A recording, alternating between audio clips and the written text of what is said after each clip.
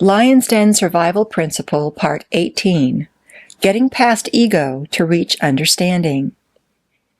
Daniel 10:12 says, "Do not be afraid, Daniel, since the first day that you set your mind to gain understanding and to humble yourself before your God, your words were heard, and I have come in response to them." Has it ever seemed to you that the entertainment business, especially film and television, has more than its share of people with enormous egos? In your mind, run through the instantly recognizable names in power in media, and it will be difficult to name one known for humility. My father had a tongue-in-cheek observation about the big ego person. I'd like to buy him for what he's worth and sell him for what he thinks he's worth. It's frightening how much ego devalues us by getting in the way of both understanding and spiritual usability. When God's messenger speaks to Daniel in the last passage, he associated Daniel's divine favor with two personal starting points: the point at which Daniel sets his mind to gain understanding, and the point that he humbled himself before God. Survival principle. Gain understanding. It is far more valuable than wealth, power, or prestige.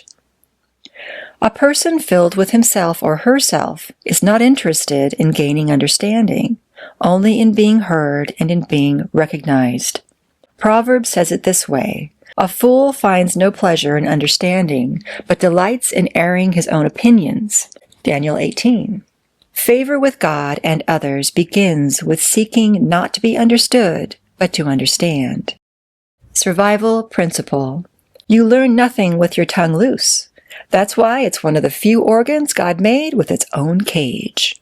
The second starting point for Daniel's success was the day he set out to humble himself before God. In our society in general, and in media in particular, there is little market for humble people, especially those who humble themselves before God. Yet this is why Daniel is addressed by God's messenger a few verses earlier, "You who are highly esteemed." Daniel joyfully accepted his position in the cosmic pecking order. This took him out of competition with God and put him in concert with him.